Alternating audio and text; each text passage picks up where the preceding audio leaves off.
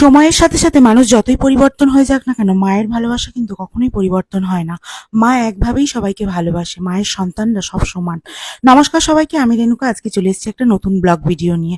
ফলাহারিণী কালী পুজোর দিন কি কি রান্না করলাম এবং তার আগের দিন কি কি রান্না করলাম, সেই সমস্ত কিছু মিলিয়েই আমার আজকে ব্লগ ভিডিও। মা এলো জামাই ষষ্ঠী নিমন্ত্রণ করতে, তবে হ্যাঁ, মা যখন বাড়ি থেকে বেরিয়েছে তখনই ঝমঝম করে বৃষ্টি শুরু হয়ে গেছে। মা তো পুরো ভিজে গেছিল, এবং কি বলবো বন্ধুরা, কিন্তু ভিজে অবস্থায় সে বাড়ি ফেরেনি, সোজা এসছে মেয়ের বাড়িতে। আর এসেই মাত্র নিমন্ত্রণ করে চলে গেছে, কারণ আমার ঠাকুমা খুব অসুস্থ। আমার ঠাকুমাকে দেখার জন্য কিন্তু আমার মাই একাই যথেষ্ট। আর আমার মা সবসময় কিন্তু ঠাকুমাকে খুব খুব আদর যত্নে রাখেন। আমার দাদুও খুব ভালো মানুষ ছিলেন, দাদু সবসময় আমার বাবার কাছে থাকতেন এবং মায়ের কাছে থাকতেন। আর একটা কথা কি বলতো বন্ধুরা, আমার বাবা মা যেমনই হোক না কেন, তার বাবা মাকে তারা যেখানে যত্ন করতে পারছে, আমিও যদি আমার বাবা মার মতন একটু হতে পারি, আমিও আমার শ্বশুর শাশুড়িকেও যত্ন করতে চাই। তো যাই হোক, কতটা পারবো জানি না, তবে বাবা মাকে দেখেই শেখা যে বাবা মা দাদু ঠাকুমাকে কতটা যত্ন করে। সেরকমই আমার মা একটা পরের বাড়ির মেয়ে হয়ে যদি তার শ্বশুর শাশুড়িকে আপন করে নিতে পারে, আমি কেন পারবো না? হয়তো আমি আমার শ্বশুর শাশুড়ি নিজের সন্তান নাও হতে পারি, তবে চেষ্টা তো করতে পারি তাদের সন্তান হওয়ার। তবে বন্ধুরা, একটাই কথা বলবো, যাই হয়ে যাক না কেন জীবনে, কখনো শ্বশুর শাশুড়ি হোক বা বাবা মা কখনো কষ্ট দিতে নেই। এই কথাগুলো অনেকের আবার জ্ঞান মনে হয়, কেন জানি না। আমার ভিডিওতে অনেকে খারাপ মন্তব্য করে বলে যে তুমি অনেকটা জ্ঞান দাও, এবং সত্যি বলতে বন্ধুরা, আমার কখনোই জ্ঞান দেওয়ার ইচ্ছা কারণ নেই। কারণ জ্ঞান মানুষকে নিজেই অর্জন করতে হয়, জ্ঞান ছাড়া কিন্তু মানুষ হয় না। আমার মধ্যে যা কিছু না আছে, তোমাদের মধ্যে তার থেকে 1000% বেশি আছে।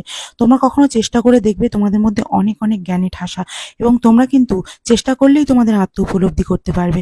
তো আমাদের কুট্টু সেখানে বসেছিল। তো বন্ধুরা দেখো, সোফাটা পুরো টয়লেট করে করে কুট্টুস আর আমাদের বিড়ালগুলো মিলে কি করে দিয়েছে। তারপরে রান্নাঘরে চলে এসেছে। আজকে সয়াবিন রান্না করব।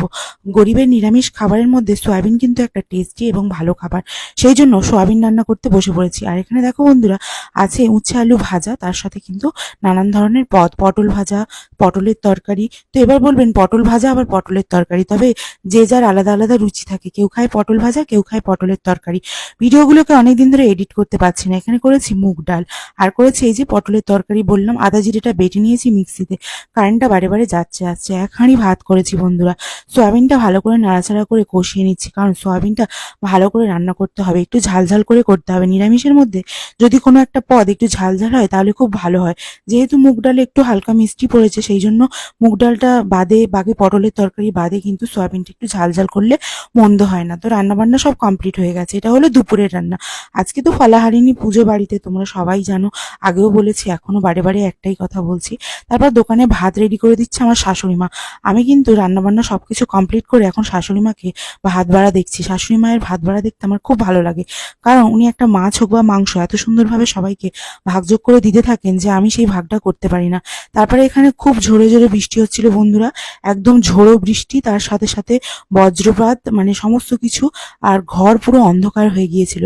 তবে হ্যাঁ, একটুখানি কারেন্টটা ছিল এই সময়, আবার কিছুক্ষণ পরে আবার চলে গেছিল, আবার কারেন্ট এসেছিল। আর এখানে আমি কি রান্না করেছি দেখো বন্ধুরা, ছোলার ডাল। ছোলার ডাল, এটা হলো রাত্রিবেলার খাবার। ছোলার ডাল বানিয়ে চা বানাচ্ছি, ঠাকুরমশাই চলে এসছে। ঠাকুরমশাইকে চা দেবো বলে আমি কিন্তু এখানে চা বসিয়ে দিয়েছি। তারপর আমি ছোলার ডালটা করে নিয়ে আলু সিদ্ধ বসিয়ে দিয়েছি, কারণ রাত্রিবেলা আলুর দম করব, কচুরি করব, ছোলার ডাল করব আর লুচি করব। এবার বলো কচুরি আর লুচি কেন? কারণ কিছুটা করেছি কচুরি, কারণ অতগুলো কচুরি মানে অনেকটা পরিমাণে লুচি হবে, তো সেই জন্য অতগুলো কচুরি মানে শাশুড়িমা বলছিল উনি মুড়ে একা বেলতে পারবেন না, তো সেই জন্য বললো। আমি বললাম যে কিছুটা তাহলে কচুরি করে দেওয়া যাক আর কিছুটা লুচি করা হোক। তো বন্ধুরা, পরবর্তী সময় সবাই কচুরিগুলোই খেয়েছে, লুচিগুলো কারোর ভালো লাগেনি। তো যাই হোক, এখানে আমি আদা জিরে বাটাটা তেলের উপরে দিয়ে, শুকনো লঙ্কা তেজপাতা ফোড়নে দিয়ে, টমেটো দিয়ে, না আজকে টমেটো ছিল না, সরি, টমেটোটাকে মিস করছিলাম, খুব টমেটো ছিল না। তো তারপরে এখানে সবকিছু দিয়ে এখানে আলুর দমটা বসিয়ে দিয়েছি। আলুর দমে, নিরামিষ আলুর দমে একটু টমেটো দিলে ভালো হয়, তবে আজকে বাড়িতে টমেটো ছিল না। তো এই যে জল দিয়ে দিয়েছি, এখন আলুর দমটা একটু ফুটুক, আর একদিকে আমি বসিয়ে দেবো কিন্তু লুচিগুলো, কচুরিগুলো। প্রথমে ভাবলাম কচুরিগুলোই করে নিই, তারপর একটা মানে বিয়েতে পাওয়া একটা ছোট্ট কড়া, দেখো বন্ধুরা, এই ছোট্ট কড়াটা আজকে নতুন উদ্বোধন করলাম, জানো তো।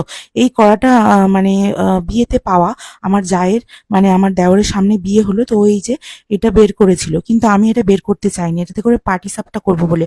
প্রথম উদ্বোধন করবো ভেবেছিলাম পাটি সাপটা করে, কারণ আমাদের যতগুলো কড়া তাওয়া আছে সেগুলো না পাটি সাপটা করলে ভালো করে ওঠে না। তো ওটা পাটি সাপটা করার জন্য বেস্ট ছিল, তো ভাবলাম বের করবো। তো মা বললো না, ওটাতে করে লুচি করো আজকে, মানে আমার শাশুড়ি মা বললো। তারপর আমাদের কুট্টুসের বোন সবাই এখানে শুয়েছিল, আমি বললাম একটু সরে যাও, মানে দুটো কুকুর আর কি, একটা বোন একটা ভাই। তো তারপরে এই যে এখানে আমি তেলটা ভালো করে গরম হয়েছে কিনা একটু উপরে হাত দিয়ে দিয়ে দেখে নিচ্ছি। একটুখানি ছিঁড়ে পরোটা মানে ময়দা দিয়ে দেখলাম যে হচ্ছে কিনা, তো দেখলাম হ্যাঁ।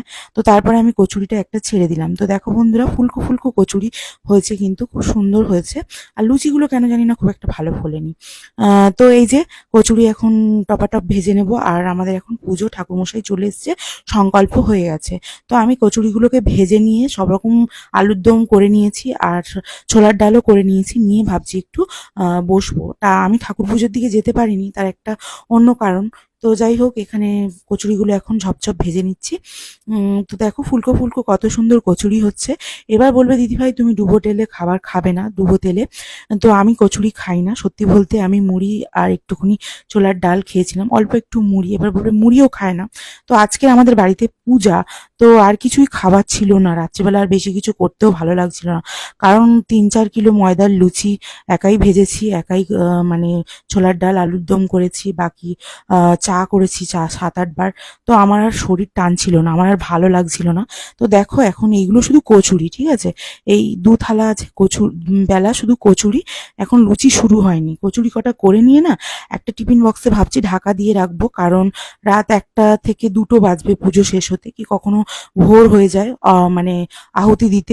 যেহেতু এটা ফলাহারিনি, আহুতি দিতে হয়, তো সেই জন্য তো অনেক রাত হবে।